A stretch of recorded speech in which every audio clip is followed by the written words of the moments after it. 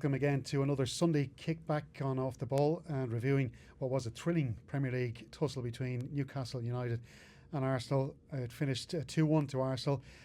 Newcastle taking the lead in the first half with Nick Voltemada before Marino stepped up with an equaliser late in the second half, and then a winner from Gabriel for Arsenal. Vinnie, you're alongside me for commentary. A brilliant game.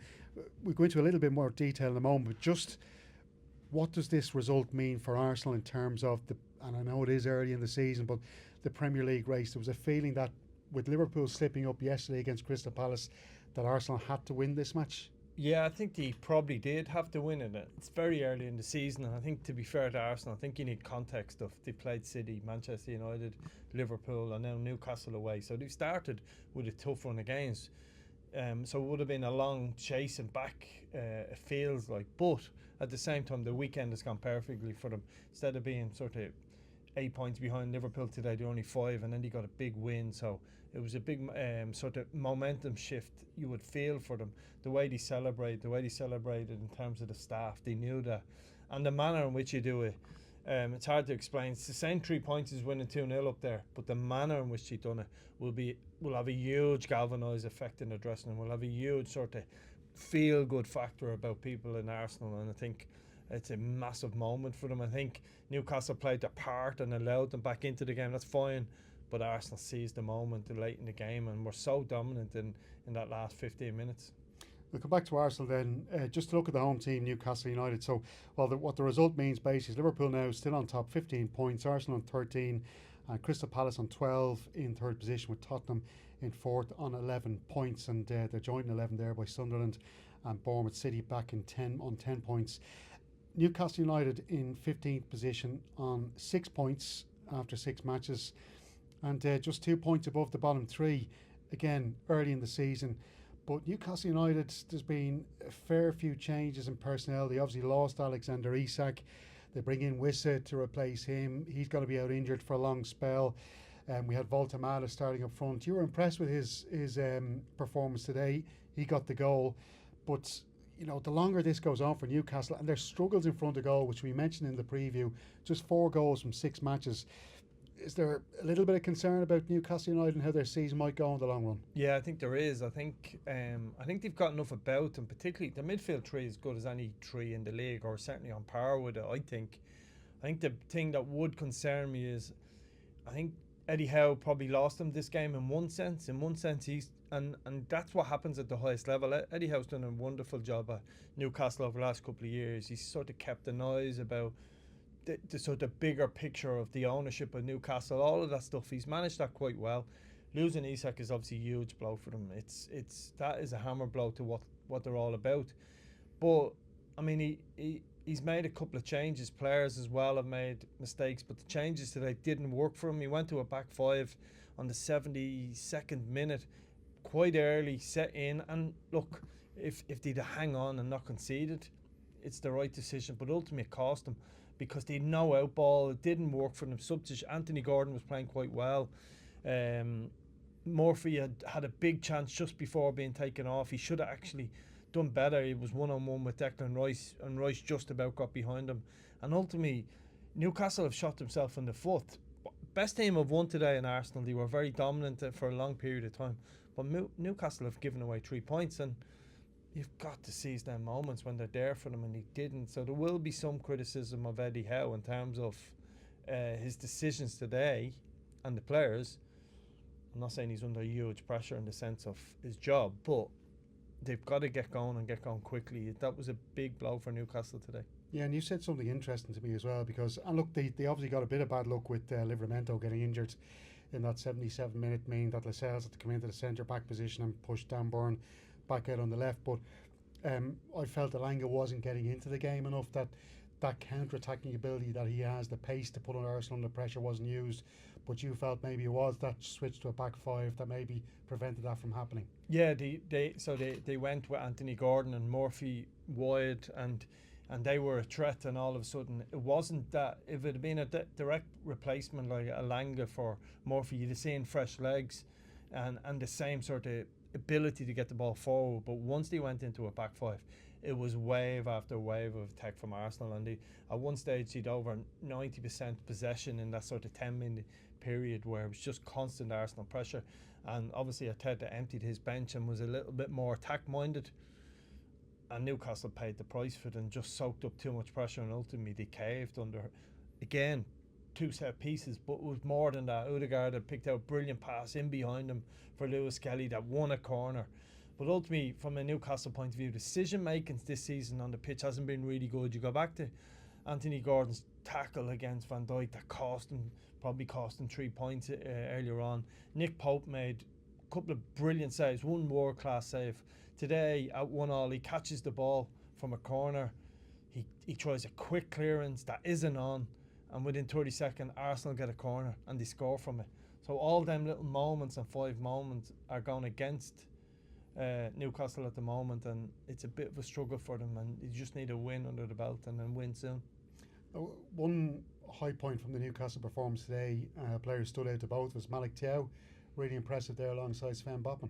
Yeah, he was excellent, and Botman as well. The two of them are very good. Dan Burn just about kept Saka under wraps. There was times where it was a struggle against him, and Anthony Gordon had to do a huge amount of work up and down to give a little bit of cover in that position. But I thought Thiaw was exceptional. He'd one misplaced pass in the first half, and it sticks out. The only reason it sticks out is because he was so good at everything else he'd done, and a young enough player, centre half, I think 23, 24, looks a real find in terms of the future for Newcastle. They're very much loaded in that centre half position. They've got a lot of strength there. That doesn't seem to be their problem. It's how they replace the Isak goals will be their problem.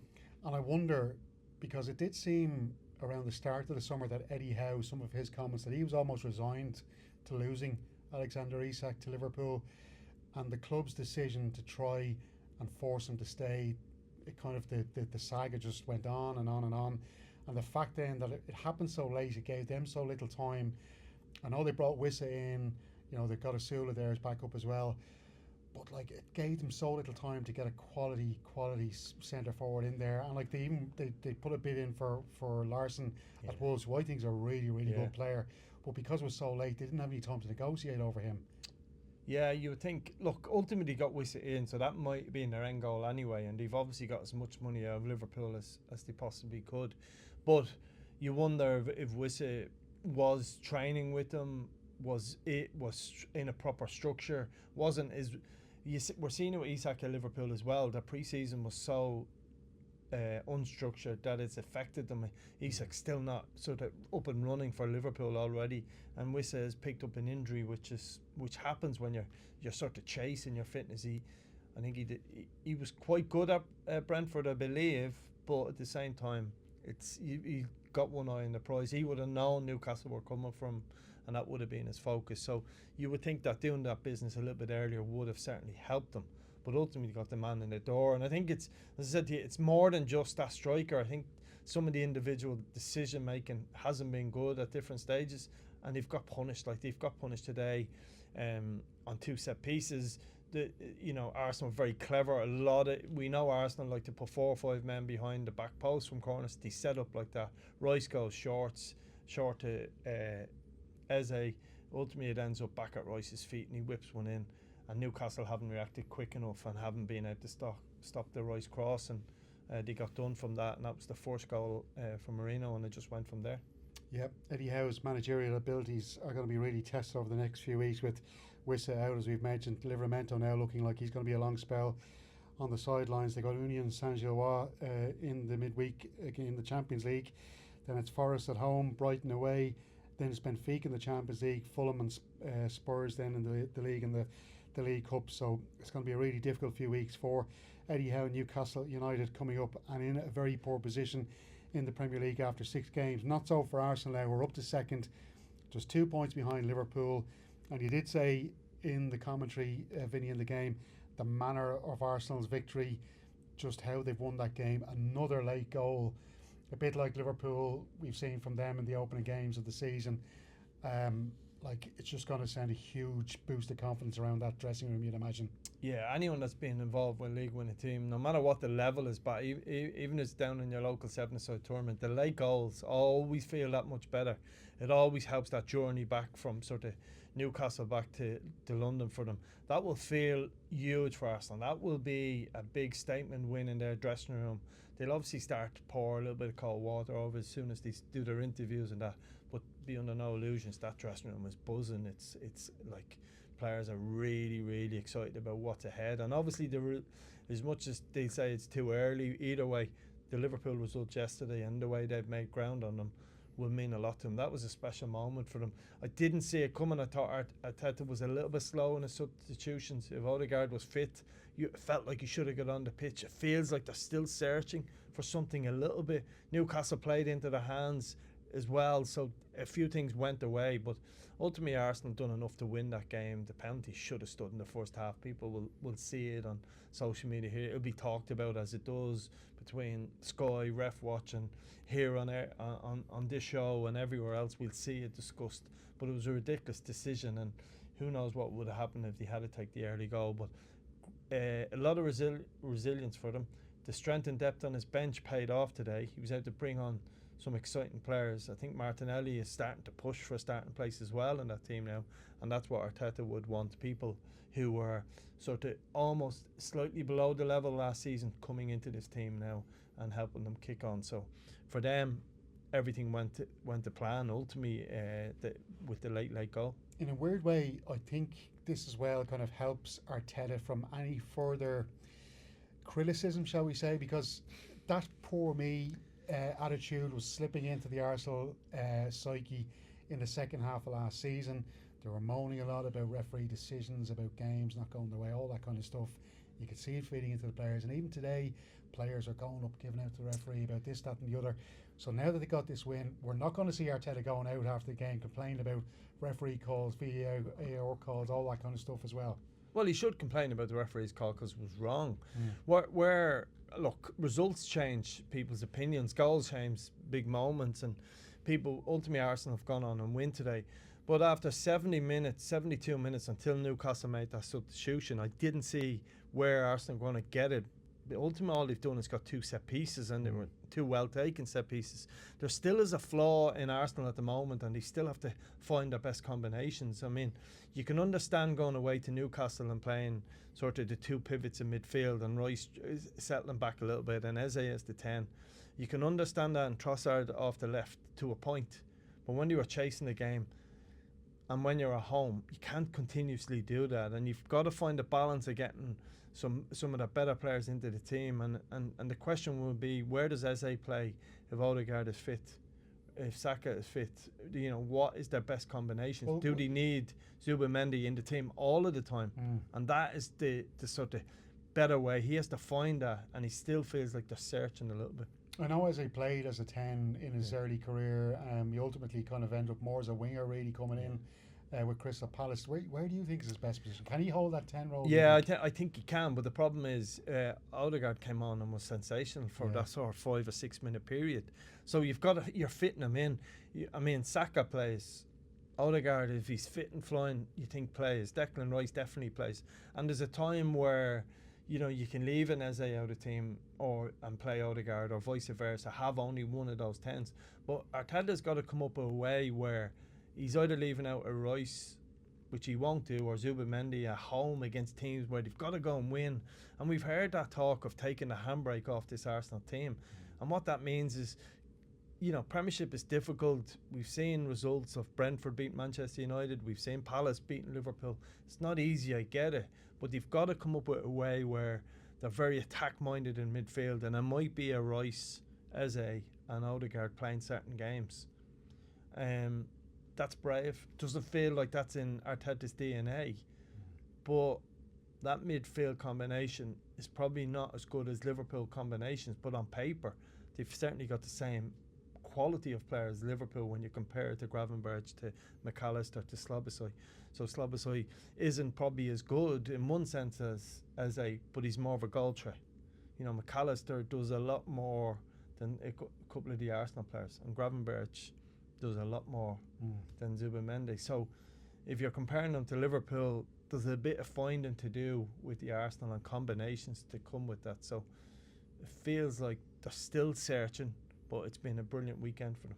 And is Gyökeres part of the answer to that search? Like I felt in his first few games, kind of looked like he was lumbering around the field. He wasn't up to that kind of the pace of the way Arsenal want to play. But the last couple of games, he's made huge contribution to their performances. I thought Gyökeres was exceptional today in that game. I thought his work rate, and sometimes as a forward you're judged just on goals and goals only. I get it, that's their job, but he done a lot more than that. He hassled, he harried, he just was a nuisance, but he also has a little bit of quality as well. He probably doesn't get the credit for that. He was unlucky with a couple of little headers here and there. He may not score the goals that Arsenal want the striker to do. He may not be a sort of 15 to 20 man goals, but I think Arteta would be okay with that if Saka, if Martinelli's chips in, if Odegaard scores his goals. The problem is, have they got enough around them to score goals? And that will be the challenge, where I'm not sure Gyökeres is going to get the goals they need to take them to a league title, but he's certainly improving week on week, and he was really, really good today. And that's the best I've seen him play all season. And Newcastle had to be right at it just to defend against them. And he's really unlucky with the penalty as well. I mean, it should be given, and there's no doubt about it. Just ask finally and briefly, Vinny. Like 6 games in, it is still early days, but we are learning more and more about these teams with the new signings. And I understand that, look, Arsenal probably need a little bit more betting in time for a couple of players. Same with Liverpool with Isak and signings they've made late on. But do you think, and 10 games is probably when you make the real assessment, but do you think it's going to be a 2-horse race between those two again, or do you see anybody else coming around the outside? I think we're at the stage where you need to cover yourself a little bit and say City, Liverpool and Arsenal are still the 3 teams, and if anyone finishes ahead of them, you're thereabouts. It feels like the win in the league is in the 3 of their squads. You couldn't write off Pep Guardiola, you couldn't write off Manchester City in terms of the quality and the strength depth they have there. I've gone from thinking Liverpool are too far ahead when all of these players click, to thinking this Arsenal squad is exceptional if Arteta gets it right, to now have a little fear of what Man City are about to do. So it's so difficult to call.